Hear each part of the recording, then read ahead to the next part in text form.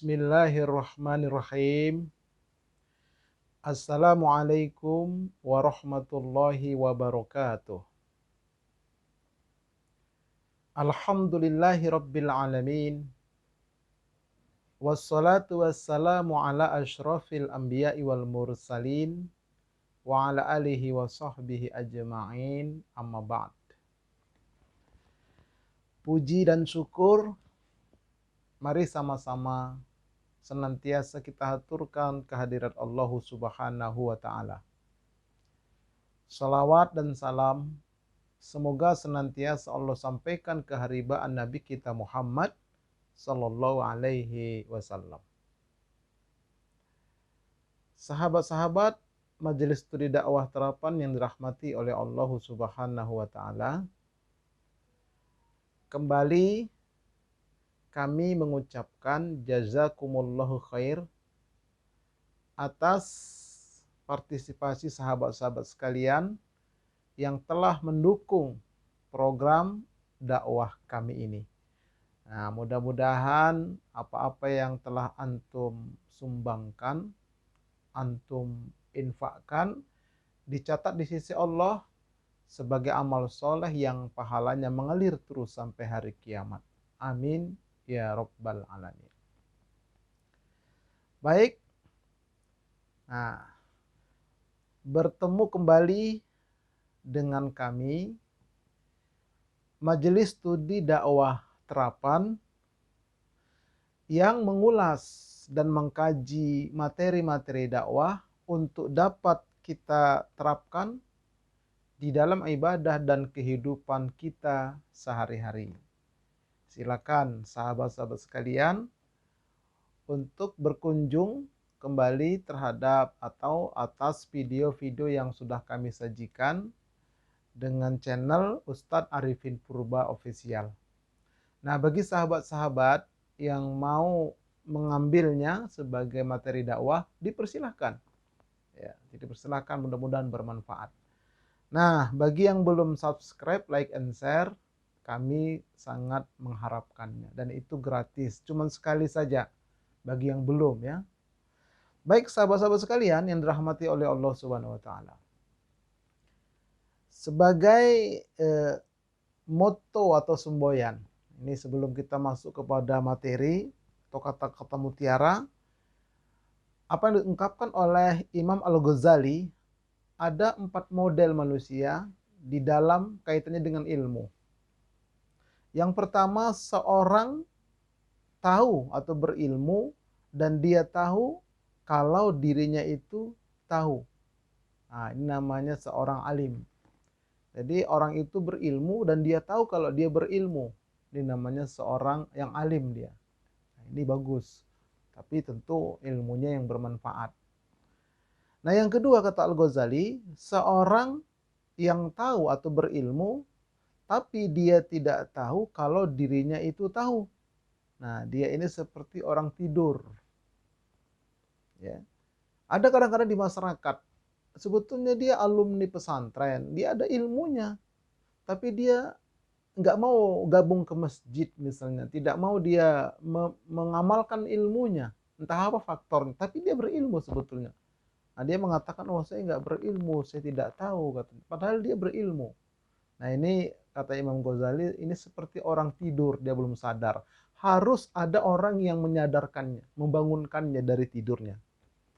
Yang kedua, yang ketiga, kata Al-Ghazali, seseorang yang tidak tahu atau belum berilmu, tetapi dia tahu diri kalau dia itu tidak tahu.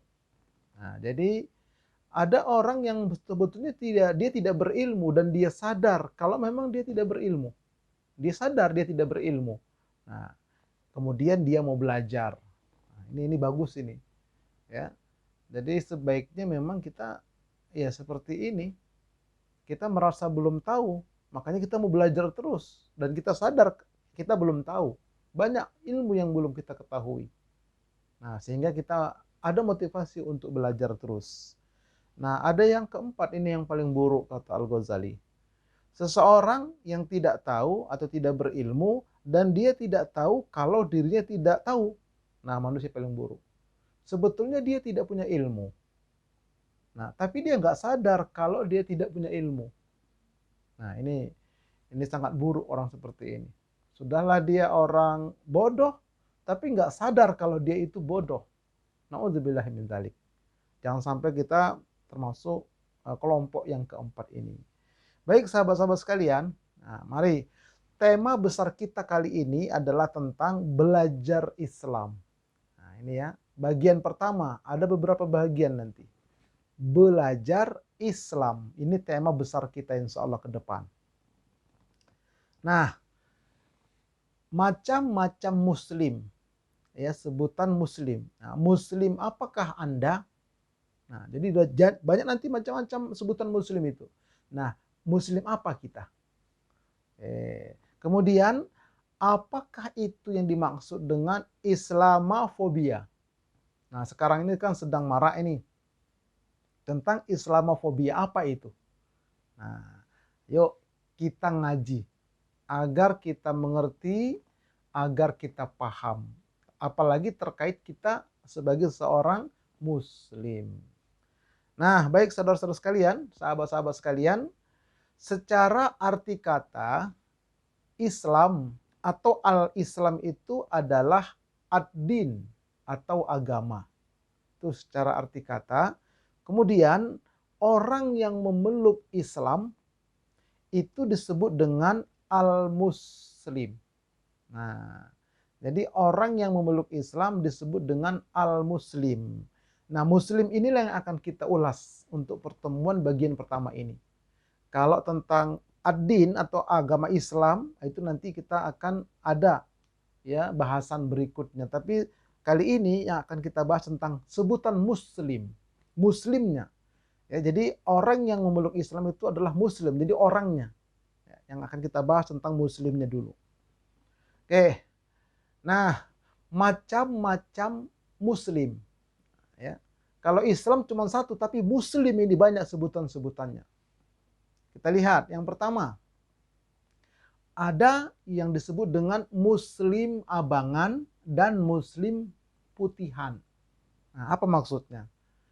Muslim abangan cenderung mengikuti sistem kepercayaan lokal secara adat daripada hukum Islam murni atau syariat.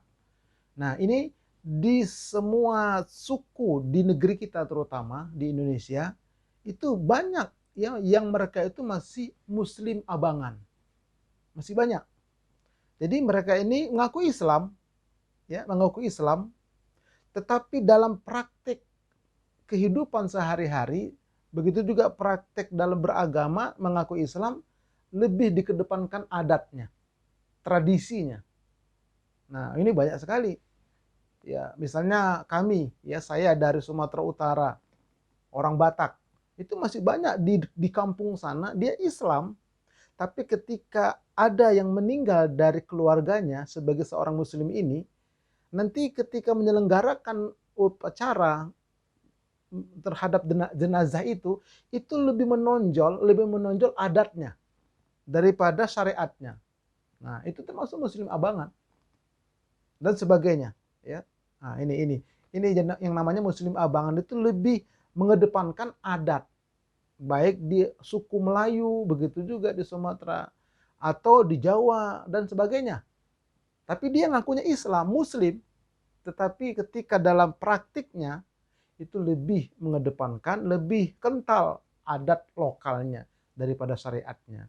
Jadi intinya Islam datang ke Indonesia, ke suku-suku di negeri ini. Jadi Islam itu disuruh tunduk kepada adat setempat.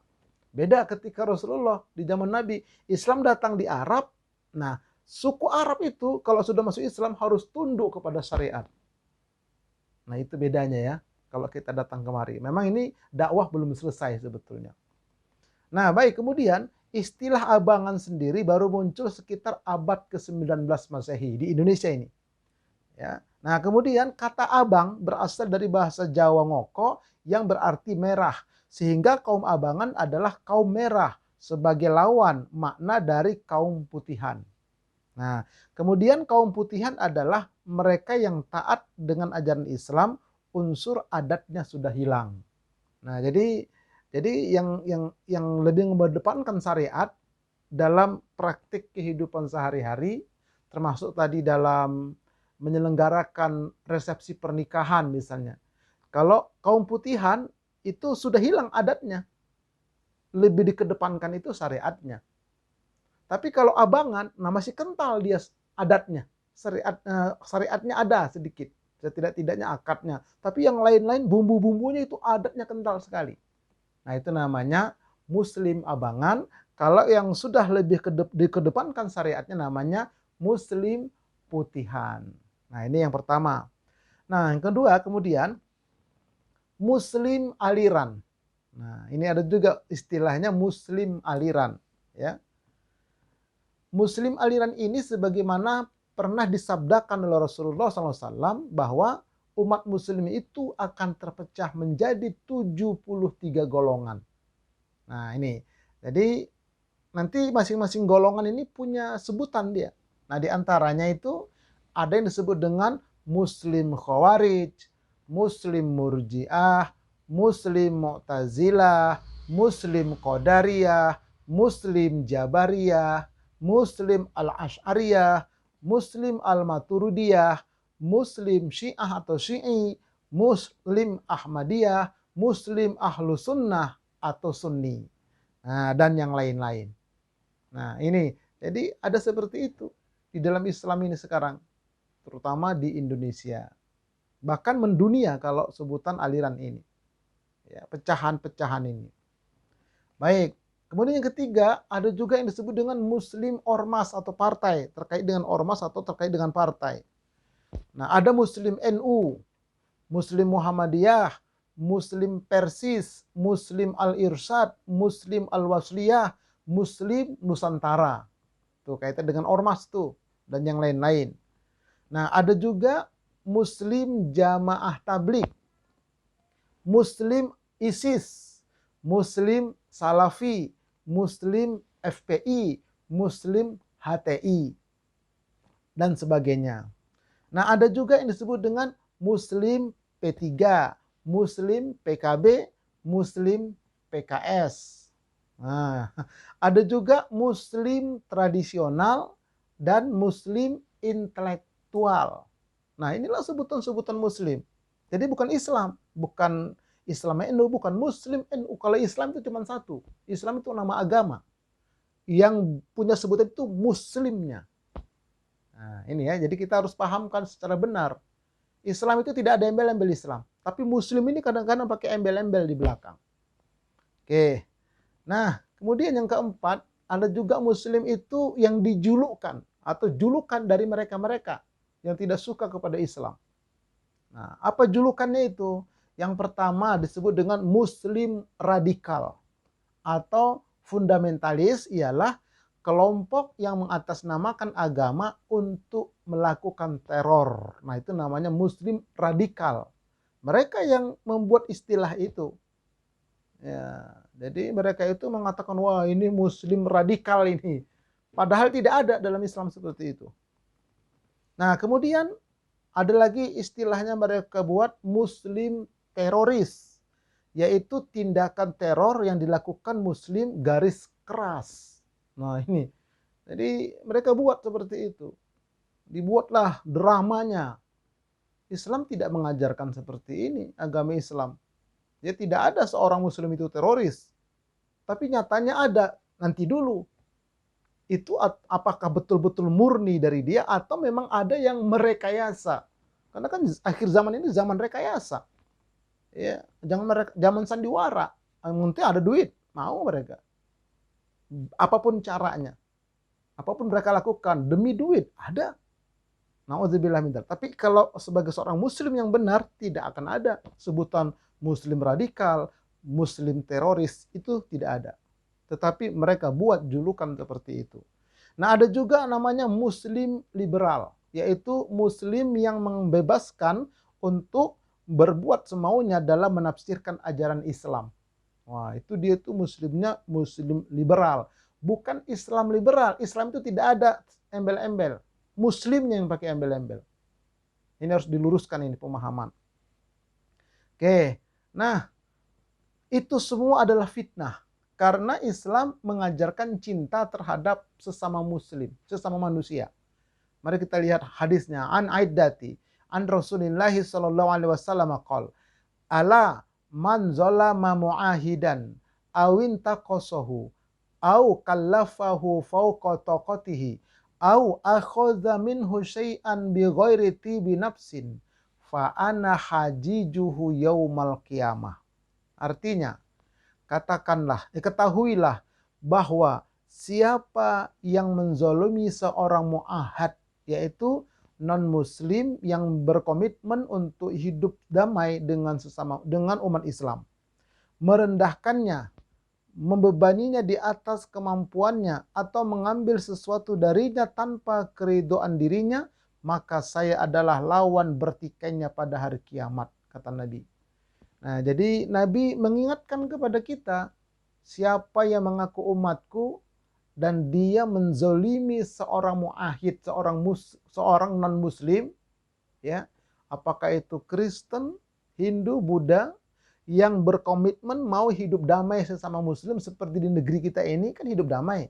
Tapi ada mengaku muslim, dia berbuat zolim kepada mereka, merendahkannya, mengambil hak orang itu, membebani orang itu yang tidak mampu dia, kata Nabi, aku lawan bertikainya pada hari kiamat nanti. Nah, Nabi akan datangi yang mengaku muslimi tapi menzolimi orang yang kafir tadi. Akan Nabi datangin, akan bertikai dengan Nabi.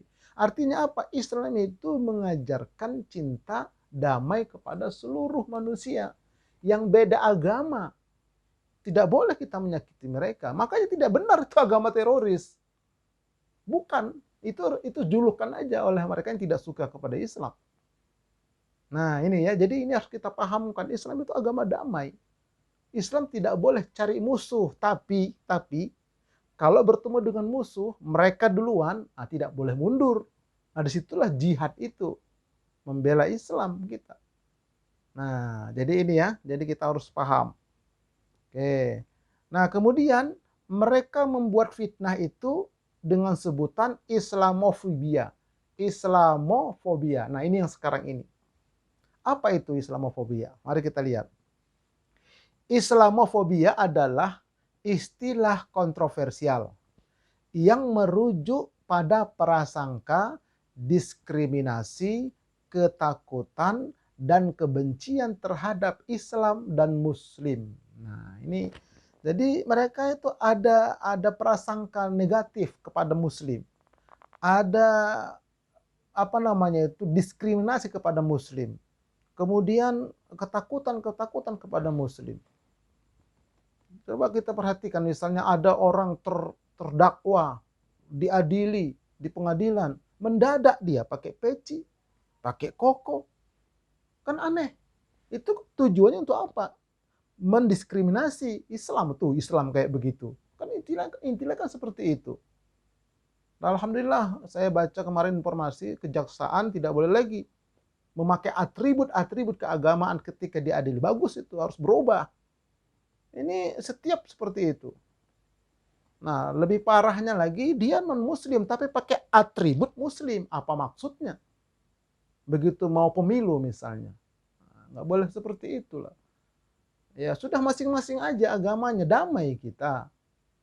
Nah, seperti itu. Ya, kalau saya sebagai orang awam, rakyat biasa, tiba-tiba saya pakai atribut, pakaian kepolisian atau tentara, pasti ditangkap saya. Nah, ini masa dia non-muslim berpakaian atribut seperti muslim. Pakai koko, pakai sorban, pakai peci. Oke lah peci, tapi sorbannya itu kokonya itu kan simbol Islam. Nah, kadang-kadang pakai jubah lagi warna putih. Nah, jadi ini namanya Islamofobia. Ya, jadi istilah kontroversial dia ini, ada prasangka negatif, diskriminasi, rasa ketakutan, kebencian terhadap Islam dan umat Islam. Nah, kemudian di Inggris kecurigaan terhadap Islam muncul ketika imigran berdatangan pada periode 1970 sampai 1980. Nah, di sana muncullah itu Islamofobia itu. Banyak orang Islam masuk imigran ke Inggris, sehingga orang-orang non-muslim, terutama Kristen di sana itu udah merasa takut mereka. Akhirnya muncullah Islamofobia itu di sana. Nah, kemudian Islamofobia ini juga memasuki sebagian besar masyarakat-masyarakat di negara-negara yang mayoritas non-muslim. Kapan itu? Setelah peristiwa WTC tanggal 11 September 2001. Nah, semenjak itu mulai lagi muncul ya menyudutkan Islam bahwa pelaku teroris pengeboman WTC itu adalah Osama bin Laden, dia seorang muslim radikal macam-macam. Itulah munculnya istilah ya Islamofobia, benci dan sebagainya kepada Islam dan umat muslim. Nah, sebetulnya ya kalau kita mau buka sejarah, Islamofobia ini sudah ada sejak zaman Rasulullah Shallallahu Alaihi Wasallam pada periode Mekah 610 sampai 622 Masehi. Rasulullah dan kaum muslimin menghadapi ujian yang begitu dahsyat dari orang-orang kafir Makkah. Sudah ada Islamofobia, mereka benci kepada Islam. Nah, orang-orang Arab jahiliyah ketika itu melakukan penganiayaan terhadap para pengemban risalah yang dibawa oleh Rasulullah SAW. Sejumlah tokoh Quraisy seperti Abu Jahal, Abu Lahab gencar membuat propaganda agar masyarakat Makkah menolak kehadiran Islam. Mereka juga memprovokasi orang-orang Makkah untuk melakukan aksi kekerasan terhadap Rasulullah dan para pengikutnya. Sudah ada sejak zaman dulu. Jadi diteror Islam itu, diprovokasi orang-orang Arab ketika itu oleh Abu Jahal, oleh Abu Lahab. Nah, kemudian apa yang terjadi lagi? Beberapa sahabat menjadi korban kekejaman mereka, di antaranya Ammar bin Yasir, ya, Khabbab bin Al-Aras, dan Bilal bin Robah. Mereka disiksa dengan cara yang amat sadis oleh kaum kafir Makkah. Nah, karena mereka ini masuk Islam. Ya, awal-awal perkembangan Islam di kota Makkah. Nah, Rasulullah juga tentu tidak luput menjadi sasaran aksi kebencian kaum kafir Quraisy pada masa itu. Dalam beberapa riwayat disebutkan bahwa Nabi pernah dihina, diludahi, bahkan ingin dibunuh oleh orang-orang yang memusuhi beliau. Namun, selama berada di Makkah, semua perlakuan itu dihadapi oleh beliau dengan penuh kesabaran. Nah, inilah. Jadi kita kalau mencontoh Rasul, ya kita sabar aja lah. Kalau kita menghadapi seperti itu. Orang memang kita tidak salah kok, kita tidak berbuat, itu kan julukan saja yang diberikan kepada kita. Sebagai seorang yang muslim. Oke. Kemudian, setelah Nabi dan para sahabat hijrah ke Madinah, kaum kafir Makkah masih saja menunjukkan sikap permusuhannya terhadap Islam. Ya, mereka terus berupaya mengerongrong kaum muslimin dengan berbagai macam cara. Situasi semacam itu terus berlangsung selama beberapa tahun. Hijrah ke Madinah masih terus dirongrong oleh mereka, difitnah. Nah, akhirnya terjadilah peristiwa Fathul Makkah, pembebasan kota Makkah oleh kaum muslimin pada tahun 8 Hijriah atau 630 Masehi. Sejak itulah baru Islam mulai diterima secara luas oleh masyarakat Makkah. Jadi ada masanya ketika itu di zaman Nabi itu penaklukan kota Makkah, penaklukan seluruh daerah menjadi di bawah kekuasaan Islam. Nah, ada masanya. Nah, jadi oleh karena itu ya jangan terus disakiti muslim. Islam dan muslim jangan, nanti ada saatnya fathuh, misalnya ya fathuh dunia ini akan tunduk nanti kepada Islam di bawah pimpinan Al-Mahdi. Ada tiba saatnya. Dan itulah mungkin yang ditakuti oleh sebagian mereka. Nah, jadi kita sebagai kaum muslimin ya bersabar, berjuanglah sesuai dengan bidang kita masing-masing. Nggak usah terpancing. Allah nanti yang akan memberikan balasannya. Tapi tetap kita mempertahankan apa yang bisa kita pertahankan. Oke, baik. Nah, kemudian yang kelima, muslim berdasarkan tingkatannya. Ada juga sebutan namanya muslim. Ya. Yang pertama, ada sebutan dengan muslim kafah. Ya, muslim yang menyeluruh. Ya, ayyuhalladzina amanu udkhulu fisilmi kafah. Masuklah ke dalam Islam secara kafah, menyeluruh. Dari ujung rambut sampai ujung kaki, bersedia sebagai seorang muslim diatur secara Islam. Itu namanya muslim kafah. Nah, kemudian ada muslim maksiat. yaitu sebagai seorang muslim dia melakukan dosa-dosa kecil. Itu namanya muslim maksiat. Nah, kemudian ada juga muslim fasik, tidak menjalankan kewajiban. Nah, ada istilahnya itu muslim kurnat winti. Kepanjangannya cukur, sunat, kawin, mati. Nah, jadi kalau ada orang Islam seperti itu, dia nggak sholat, tidak puasa, tidak berzakat. Tapi begitu dia lahir, ya dicukur, manggil ustadz, oh dia orang Islam. Begitu dia agak besar sedikit, balik dia disunat, undang ustadz lagi, oh rupanya dia orang Islam. Begitu dewasa dia dikawinkan, oh dia muslim. Begitu tua mati disolatkan, ternyata dia muslim. Jadi cuma 4 muslimnya, kur, cukur, nat, sunat, win, kawin, ti, mati. Disingkat jadi kur, nat, win, ti. Cukur, sunat, kawin, mati. Itu namanya muslim fasik. Awas, hati-hati jangan sampai seperti itu. Nah, ada juga itu muslim munafik, yaitu mencampur adukan antara keburukan dan kebaikan. Rajin sholat di satu sisi, tapi rajin maksiat di sisi lain. Nah, itu namanya muslim fasik, muslim munafik maksud saya. Campur aduk sama dia. Ini bahaya nih di neraka, nanti dikerak api neraka dia. Jadi hati-hati. Nah, ada juga namanya muslim musyrik, mempersekutukan Allah.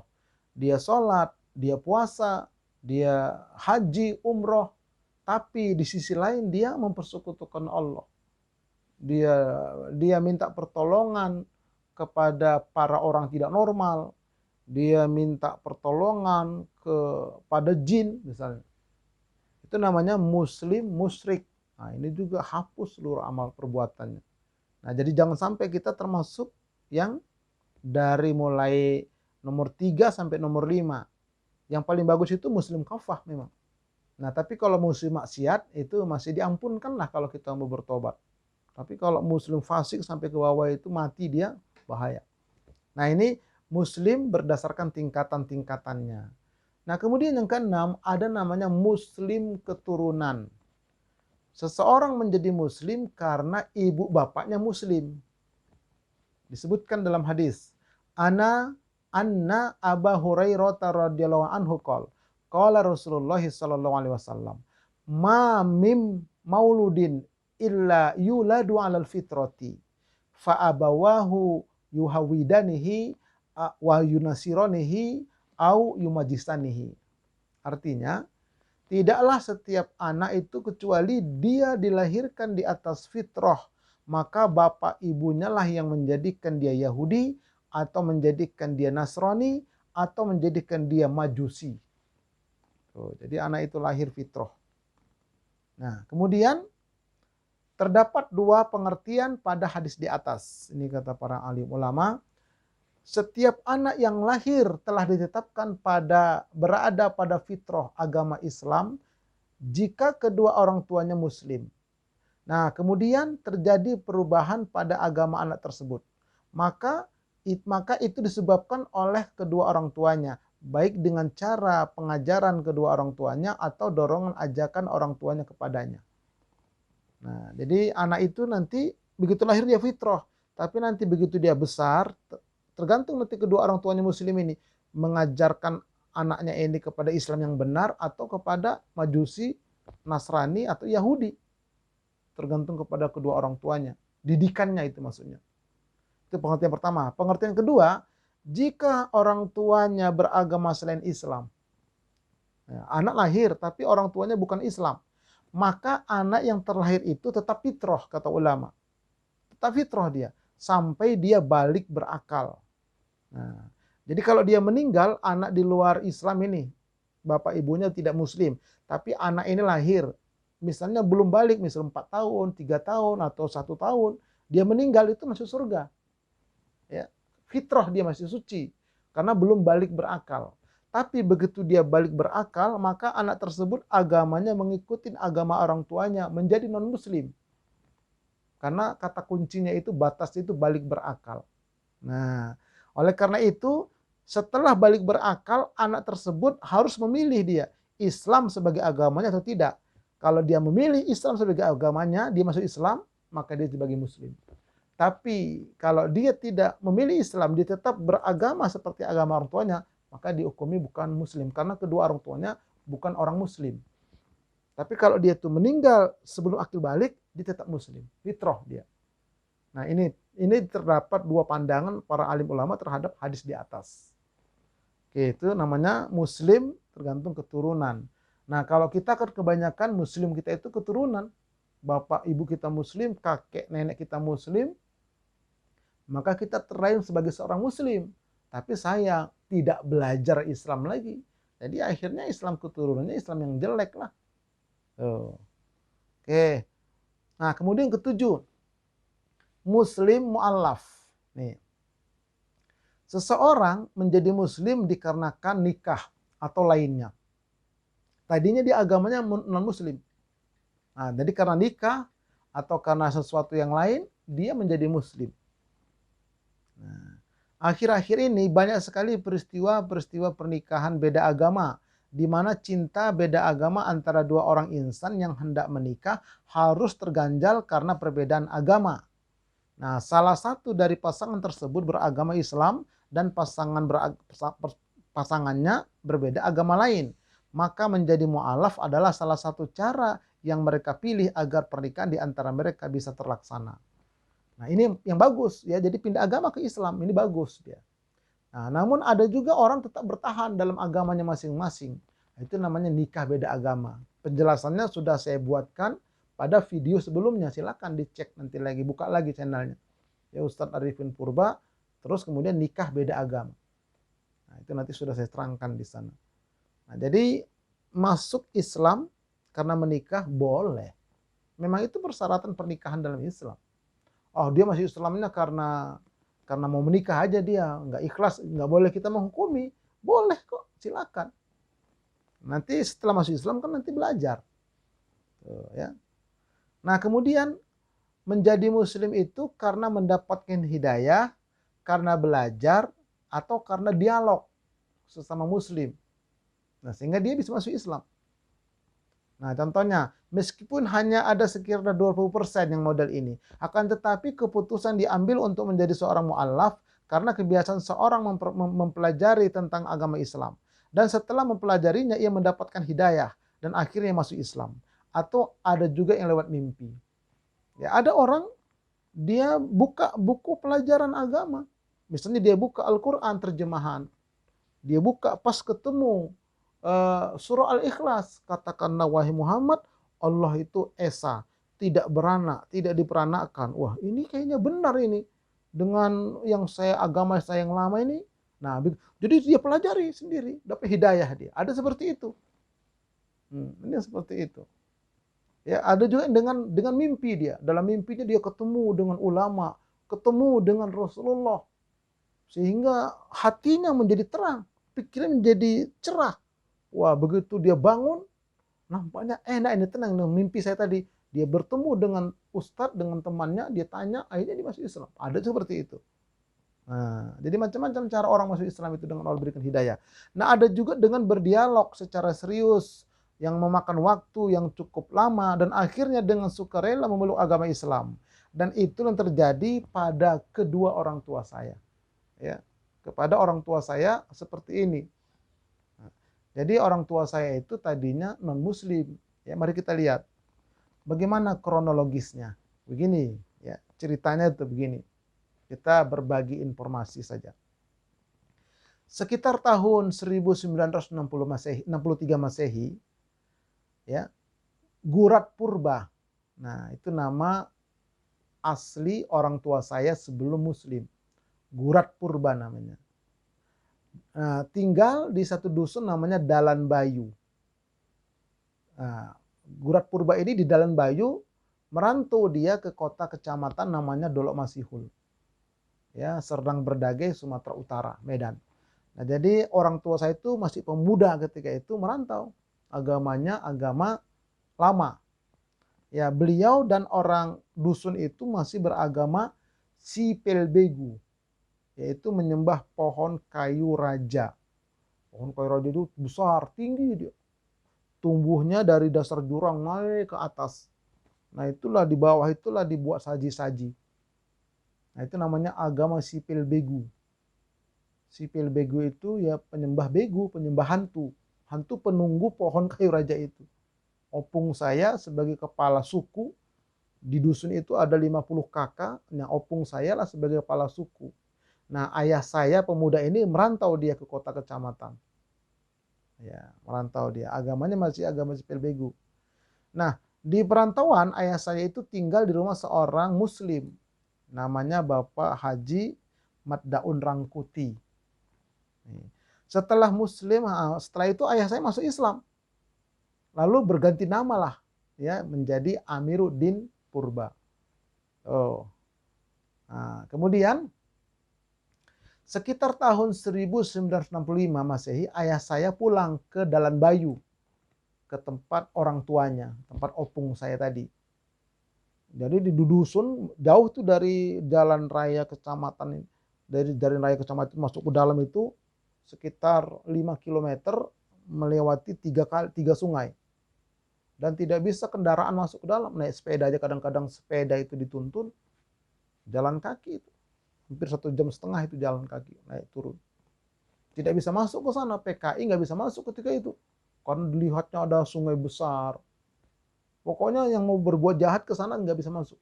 Ada nanti kaki besar, dan sebagainya lah. Karena memang mereka itu menyembah sipil begu tadi. Nah, ayah saya pulang masuk ke dalam dari perantauan. Ayah saya sudah muslim, tapi belum menikah.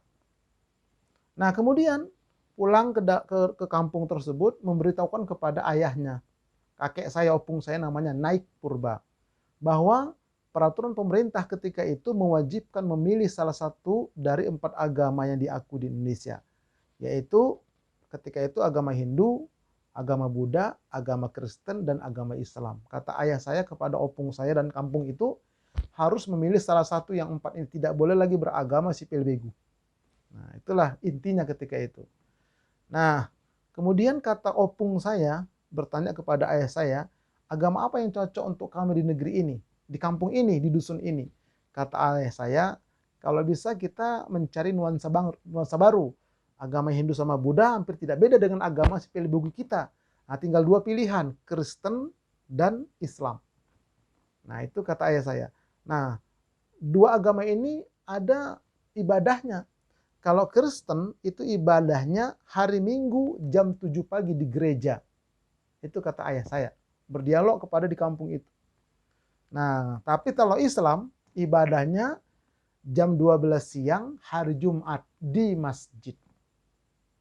Lalu menurut kamu mana yang cocok untuk kami di dusun ini, kata opung saya. Maka ayah saya bilang, kalau menurut saya Islamlah yang cocok. Kenapa?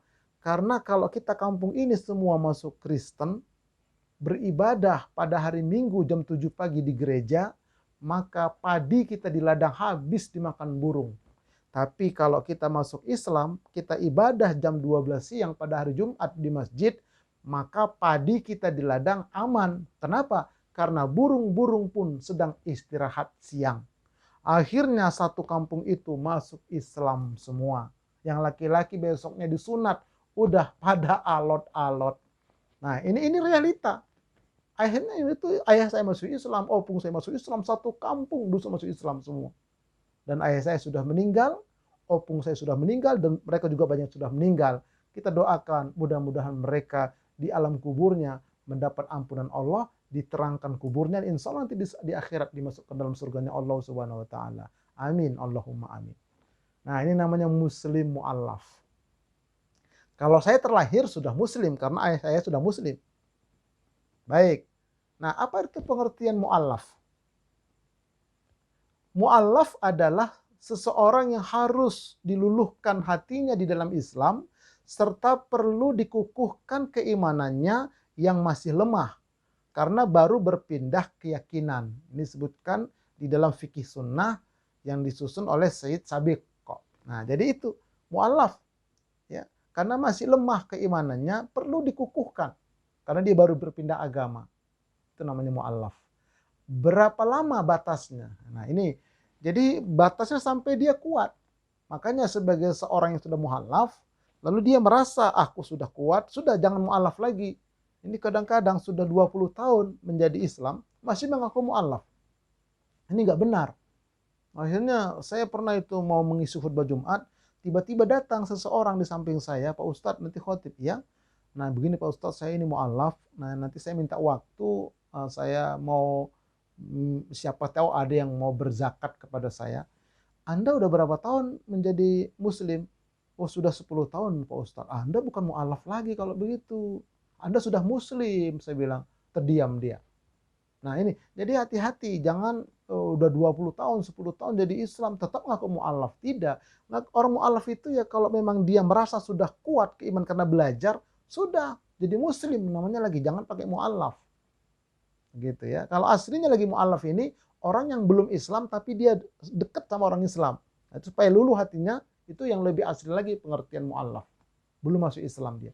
Tapi kalau menurut Said Sabiq, orang baru masuk Islam masih lemah, itu juga termasuk mu'alaf. Ya. Baik. Nah, kemudian ada yang bertanya, Ustadz, bagaimana cara menjadi mu'alaf dan apa saja kewajiban-kewajibannya? Nih, ini sekedar ya pengetahuan buat kita, mana tahu. Setelah mendengarkan ceramah ini, video ini, ada yang mau tertarik mau masuk Islam, ini langkah-langkahnya. Pertama, membaca 2 kalimat syahadat yang disaksikan oleh 2 orang muslim minimum, laki-laki. Ya, 2 orang muslim. Ya, saya beberapa kali itu mengislamkan habis sholat Jumat, ada yang mau menjadi muslim sini. Disaksikan oleh banyak. Ya. Minimum 2 orang muslim, laki-laki yang apa namanya yang paham. Nah, lalu mengucapkan ini kalimatnya, asyhadu an la ilaha illallah wa asyhadu anna Muhammadar Rasulullah. Ini 2 kalimat syahadat. Jadi kalau menjadi muslim, rukun pertama itu ini yang wajib diucapkan. Pakai bahasa Arab, lalu pakai terjemahan. Ini terjemahannya. Aku bersumpah setia bahwa tiada Tuhan hanya Allah saja, dan aku bersumpah setia bahwa Nabi Muhammad adalah utusan Allah. Jadi bukan aku bersaksi, tapi aku bersumpah setia. Nah makanya saya tanya dulu, Anda mau masuk Islam benar-benar enggak? Oh benar-benar. Ini nanti ada 2 kalimat syahadat loh. Maknanya ini adalah sumpah setia. Anda mau nggak bersumpah setia, berjanji setia? Nah, mengakui bahwa hanya Allah sebagai Tuhan, nggak ada yang lain. Bersumpah setia bahwa Nabi Muhammad itu utusan Allah. Mau nggak? Nah, kalau mau, ayo ucapkan. Begitu. Nah nanti ada dalam kajian Islam berikutnya tentang khusus nanti ya, tentang syarat syahadat, rukun syahadat, pembatal syahadat, nanti kita akan kaji insya Allah. Nah jadi inilah yang pertama diucapkan sebagai seseorang kalau dia mau menjadi seorang muslim. Oke. Yang kedua, barulah melakukan khitan. Khitan merupakan kewajiban bagi setiap laki-laki dewasa yang sudah muslim. Karena khitan termasuk ke dalam fitrah yang harus dijaga. Nih bagi laki-laki nih. Bagi laki-laki khusus, perempuan tidak ya. Laki-laki masuk Islam dia, setelah mengucap 2 kalimat syahadat, wajib dikhitan, disunat. Wajib. Kadang-kadang, saya masuk Islam, mau sih masuk Islam, tapi kalau bisa jangan disunat. Nggak sah Islamnya nanti. Kenapa? Karena ini merupakan rukun dia sunat ini. Kaitannya dengan najis nanti. An Abi Hurairah riwayatan al-fitratu khomsun au khomsun minal fitrati al-khitanu wal istihdadu wa natful ibti wa taqalimu azfari wa qassu syaribi. Nah, artinya dari Abu Hurairah dalam satu riwayat, fitrah itu ada 5 perkara. Pertama khitan, yang kedua mencukur bulu kemaluan, yang ketiga menggunting kuku, yang keempat mencabut bulu ketiak, dan yang kelima memendekkan kumis. Nah, artinya kumis lebih pendek daripada jenggot. Nah, kalau bisa jenggot panjangan dikit, bisa dipegang setidak-tidaknya. Nah, kumis kalau mau dipotong habis atau dirapikan aja boleh. Seperti itu. Nah, tapi yang paling pokok di sini adalah khitan. Karena apa? Karena kalau nggak dihitan nanti di sana ada kotoran dia. Ya, kotoran dia di dalam kulupnya itu najis. Kalau dibawa sholat nggak sah sholatnya, makanya wajib dikhitan dia. Itu bagi laki-laki. Kalau bagi perempuan nanti berbeda pendapat ulama tentang khitan bagi perempuan. Nah, setelah itu, setelah masuk Islam dia wajib mandi hadas besar. An Khalifata ibni Husain, an jaddihi Qaisin ibni Asim qol, ataitun Nabiyya sallallahu alaihi wasallam aridu al-islama fa amaroni an agtasila bima'in wasidrin. Aku mendatangi Nabi SAW untuk memeluk Islam, kemudian beliau menyuruhku untuk mandi dengan air dan daun bidara. Nah, jadi yang mandinya mandi wajib. Karena sebelum Islam dia tetap berhadas besar. Nah, kemudian begitu masuk Islam, supaya bersih hadas besarnya, makanya dia wajib mandi junub, mandi wajib. Nah, tentang mandi wajib ini silakan buka kembali ya, bagaimana berhari raya Idul Fitri. Nah, di sana itu disunahkan mandi sebelum sholat Id, sebelum berangkat sholat Id. Jadi mandi wajib ini ya sama caranya ketika cara mandi Jumat, mandi habis berhadas besar, mandi mau Idul Fitri, sama ya dengan mandi orang baru masuk Islam. Ada caranya di sana. Silakan nanti buka lagi. Nah, kemudian yang selanjutnya adalah melaksanakan rukun Islam yang 5. Nah, ini kewajiban sebagai seorang mu'allaf yang baru masuk Islam.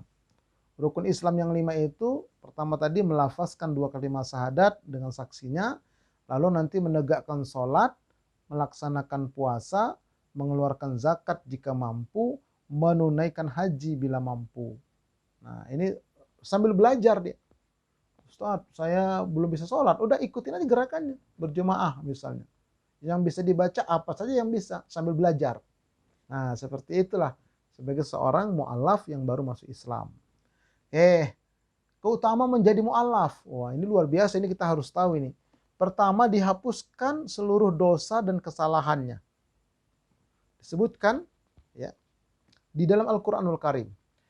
Bismillahirrahmanirrahim.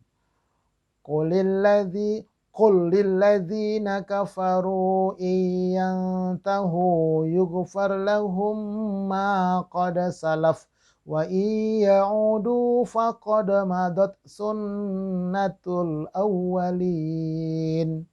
Artinya, katakanlah Muhammad kepada orang-orang kafir itu, Abu Sufyan dan kawan-kawannya, ini sejarah tentang ayat ini turun, jika mereka berhenti dari kekafirannya, niscaya Allah akan mengampuni dosa-dosa mereka yang telah lalu. Namun jika mereka kembali lagi, sungguh akan berlaku kepada mereka sunnah Allah terhadapnya orang-orang terdahulu. Nah, jadi kalau mereka dari non-muslim masuk ke dalam Islam, hapus semua dosa-dosa mereka. Tapi begitu sudah Islam keluar lagi, balik lagi itu dosanya. Nah, jadi intinya apa? Mu'allaf ini seperti anak yang baru lahir. Begitu dia mu'allaf, beberapa saat kemudian dia meninggal, surga pasti. Karena bersih dia. Nah, inilah keutamaan yang pertama. Nah, yang kedua, semua amal kebaikan yang pernah dilakukan selama masih kafir, masih non-muslim, ketika sudah Islam, tetap mendapatkan pahala itu. Nah, ini ada tuntunannya dalam hadis. An Hakim ibn Hizam radhiyallahu anhu qol, qultu ya Rasulullah, ara'aita asya'a kuntu atahannasu biha fil jahiliyati min sadaqatin aw ataqatin wasilati rahimin fahal fiha min ujrin faqala an-nabiy sallallahu alaihi wasallam aslamta ala ma salafa min khairin. Nah, artinya dari Hakim bin Hizam ia berkata, wahai Rasulullah, apakah engkau memandang perbuatan-perbuatan baik yang aku lakukan sewaktu masa jahiliyah seperti sedekah, membebaskan budak, dan silaturahim tetap mendapat pahala? Maka Nabi bersabda, engkau telah masuk Islam beserta semua kebaikanmu yang terdahulu. Nah, jadi kalau ada orang yang sebelum Islam, dia suka membantu, suka menolong, dan banyak kebaikan yang dikerjakan. Begitu masuk Islam, ada sahabat bertanya, apakah itu juga termasuk kebaikan? Apa kata Nabi? Engkau masuk Islam, seluruh kebaikanmu jadi kebaikan bagimu. Diampunkan dosanya, dan kebaikan-kebaikan yang di luar Islam itu tetap dicatat sebagai kebaikan. Itu luar biasanya itu. Sahih hadisnya. Masya Allah. Nah, itulah keutamaan orang yang mu'allaf ini. Ya. Baik. Kemudian, nah mari kita lihat sekarang sebutan yang benar. Ya, saya adalah muslim tanpa embel-embel ya. Kan tadi macam-macam tadi itu muslimnya. Ada muslim ormas, ada muslim partai, buang itu semua. Nah, jadi yang benar sebutan adalah saya muslim tanpa embel-embel. Makanya Allah berfirman, ya ayyuhalladzina amanu, wahai orang-orang yang beriman, ittaqullaha haqqa tuqatih, dan bertakwalah kamu kepada Allah dengan sebenar-benar takwa kepadanya. Wala tamutunna illa wa antum muslimun. Dan janganlah sekali-kali kamu mati melainkan dalam keadaan muslim. Tuh. Jadi muslim, tidak ada embel-embel. Bahkan disebutkan dalam hadis. Ini ketika kita membaca salah satu doa iftitah. Nah, dalam doa itu bacaannya la syarika lahu wa bidzalika umirtu wa ana minal muslimin. Tidak ada sekutu bagi Allah dan dengan itu aku diperintahkan dan aku adalah termasuk orang muslim. Jadi wa ana minal muslimin, tidak ada embel-embel di belakangnya. Nah, ini kadang-kadang di masyarakat kan begitu. Anda orang apa? Oh, saya orang Islam. Islam apa? Nah, ditanya lagi gitu. Kamu Islam apa? Islam. Enggak dong, harus jelas. Maksudnya bagaimana? Kalau saya Islamnya Islam NU. Nah, kalau dia ini Islam Muhammadiyah. Kalau dia ini Islam Salafi. Tidak boleh begitu. Itu ormas. Istilahnya komunitas. Nanti lama-lama ditanya, kamu orang apa? Saya orang NU. Kalau kamu, saya orang Muhammadiyah. Kalau kamu, saya orang Salafi. Mana Islamnya? Kan sudah hilang jadi. Nah, jadi itu tidak usah dimasukkan dalam sebutan. Kamu orang apa? Saya orang Muslim. Titik. Muslim apa? Pokoknya Muslim. Sudah. Tapi saya aktif di organisasi ini. Nah, boleh silakan. Jangan disambung-sambung dia. Muslim saja Muslim. Itu dalam ayatnya, dalam hadisnya. Sudah jelas. Wa antum muslimun wa ana minal muslimin. Nah, jadi itu yang benar. Ya. Tidak ada embel-embel di belakang. Nah, kemudian tanpa embel-embel ya, makanya Allah berfirman ini. Bismillahirrahmanirrahim. Wa inna hadhihi ummatukum ummatan wahidah wa ana rabbukum fattaqun. Fataqatta'u amrahum bainahum zubura. Kullu hizbin bima ladaihim farihun. Fadharhum fi ghamratihim hatta hin. Artinya, sesungguhnya umat ini adalah umat yang satu, yaitu Muslim. Itu kata Allah. Jadi umat ini umat yang satu, yaitu umat Muslim. Dan aku adalah Tuhanmu, maka bertakwalah kepadaku. Kemudian mereka menjadikan umat itu terpecah belah menjadi beberapa pecahan. Tiap-tiap golongan merasa bangga dengan apa yang ada pada sisi mereka masing-masing. Maka biarkanlah mereka dalam kesesatannya sampai suatu waktu. Jadi kata Allah, bangga dengan kelompok-kelompoknya itu sesat.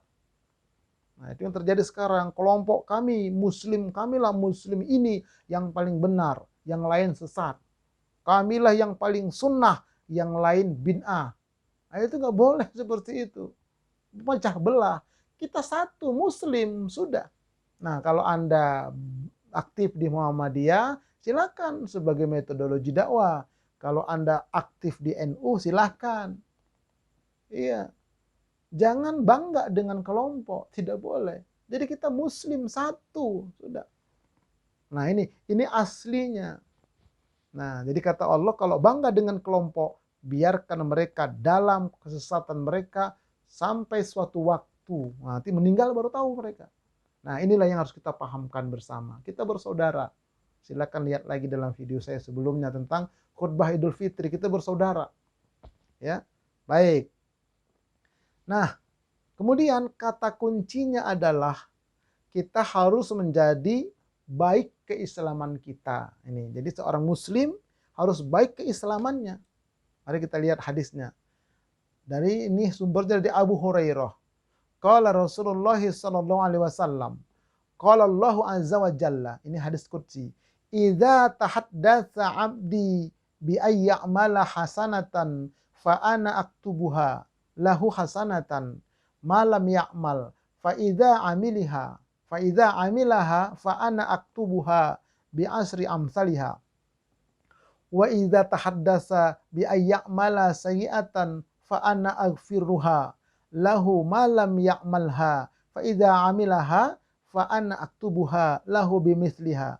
Wa qala Rasulullah sallallahu alaihi wasallam qalatil malaikatu rabbi dzalika abduka yuridu ayya'mala sayyi'atan wa huwa absaru bihi faqala urqubuhu fa in amilaha faktubuha lahu bimithliha wa in tarakaha faktubuha lahu hasanatan innaha tarakaha min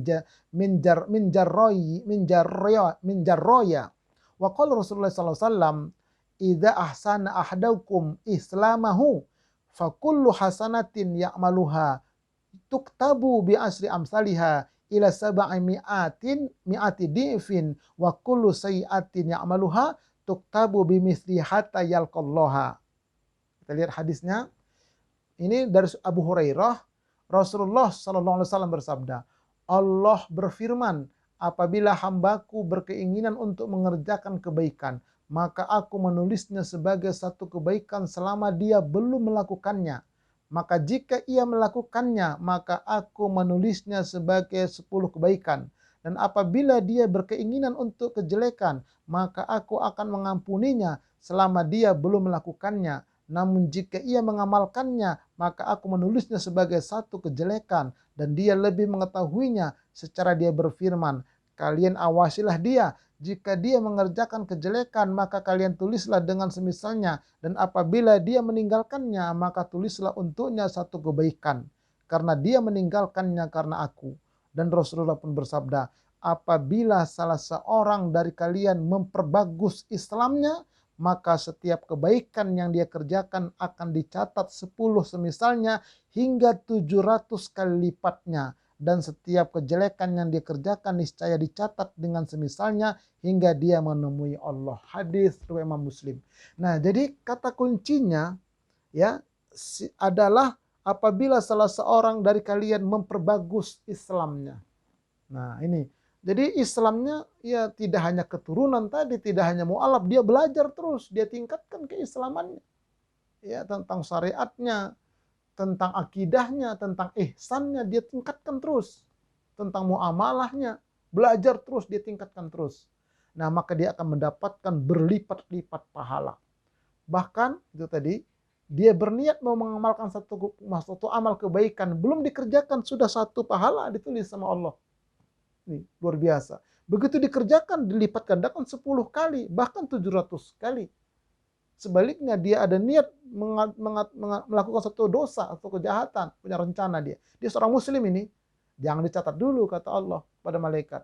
Begitu dia kerjakan, baru dicatat. Itu pun ditunggu dulu. Siapa tahu nanti tobat, berhenti gak jadi. Begitu gak jadi kebaikan buat dia.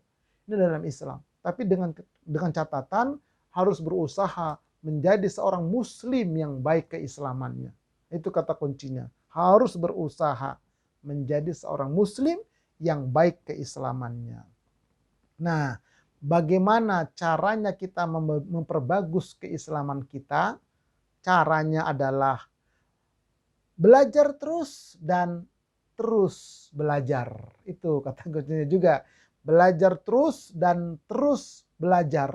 Nah, ini nanti kita akan lanjutkan pada kajian kita Islam, belajar Islam bagian kedua insya Allah. Nah, wallahu a'lam bishawab. Semoga bermanfaat. Sampai jumpa pada kajian kita berikutnya nanti insya Allah. Mari sama-sama kita tutup pertemuan kita kali ini dengan membacakan doa kafaratul majlis. Subhanakallahumma wa bihamdika asyhadu an la ilaha illallah asyhadu an la ilaha illa anta astaghfiruka wa atubu ilaik. Lebih kurangnya mohon maaf. Assalamualaikum warahmatullahi wabarakatuh.